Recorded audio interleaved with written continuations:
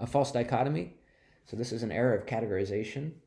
So we talked about categorization as a way that we make meaning in the world earlier in those 5 types of reasoning that we do. Basically, we look at something that we're not familiar with and we compare it to something we are familiar with to increase our understanding of the thing that we are not familiar with. And it's helpful. It's human nature. However, sometimes it's not perfect. A false dichotomy is an error of categorization in which you assume that there are only 2 options. So here's an example. If you love nature, then you can't possibly support industrial development. Well, if you think about it, here's our conclusion. You can't support industrial development, and the reason is because you love nature. But if we think about it, um, just because I love nature, does that guarantee that I can't support industrial development? Is it possible to do both, to support industrial development as well as love nature? Sure it is. There are ways to do renewable industrial development that doesn't harm nature. So these types of fallacies are used to, this is one of those ones that's often used intentionally in politics to oversimplify something that's complex and to divide people and to polarize an issue. This kind of either you're with me or you're against me type of reasoning, and that is a complete oversimplification because I can be with you on some things and against you on other things. Analogies, apples and orange analogies, faulty analogies. So similar to the previous type of error of categorization, this is an error in which 2 things being compared are not,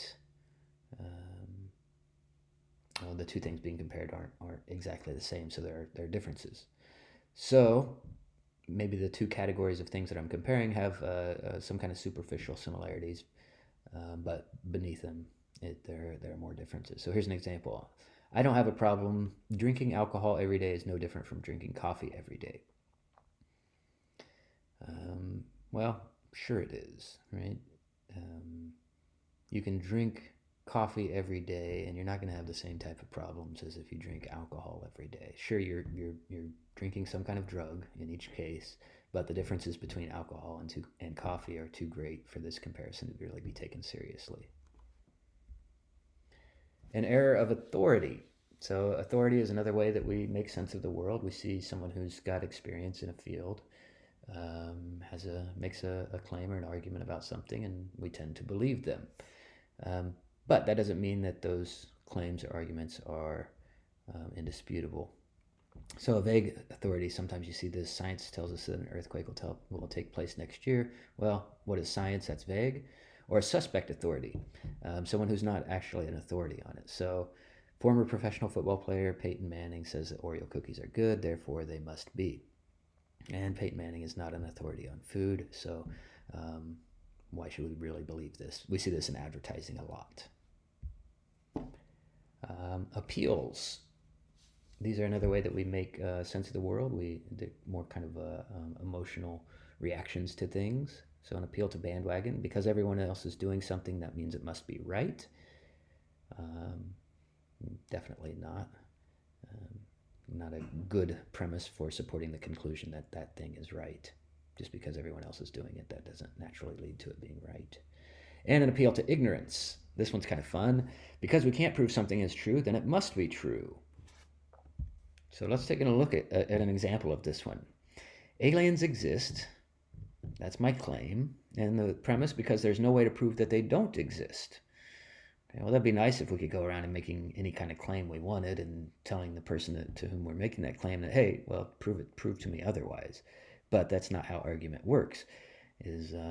When you make a claim, the burden of proof to support that claim is on you. You can't just flip it on the other person. Not to say that aliens don't exist, there's a possibility, but this premise does not support that conclusion. You would need better evidence. Appeal to religion.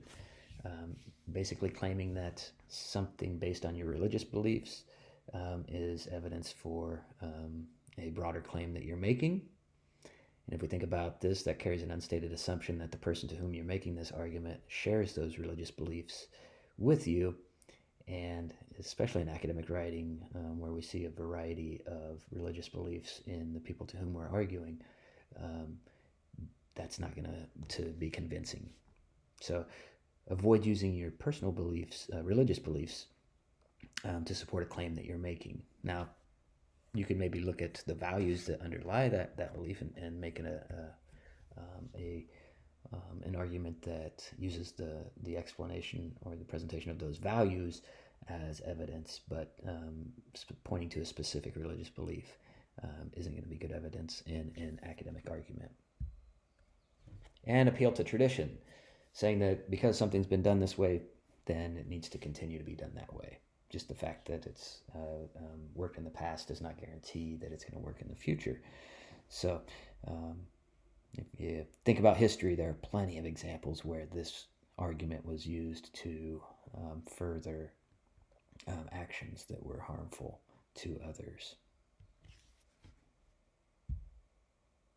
And there's a quote from Thomas Jefferson. I thought that was kind of interesting on why we should always examine appeals to tradition when they're used as a basis for an argument.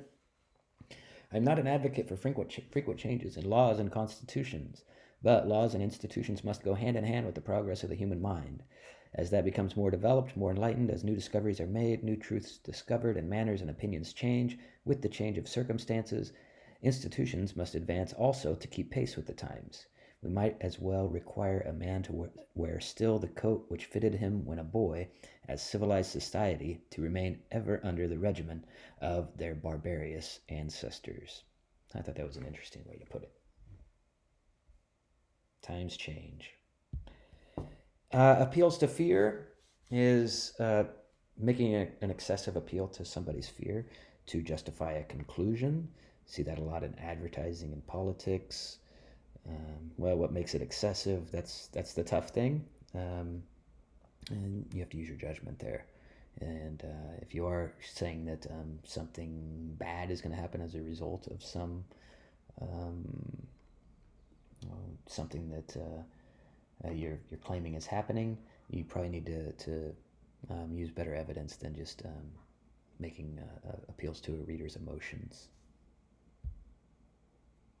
And something to keep in mind is, and in all of these examples, none of them were saying that the conclusion might not have been um, something that could eventually be supported with evidence, but the evidence that was provided in these, the premises that were provided in these examples, were not enough to logically lead to the conclusion that was presented.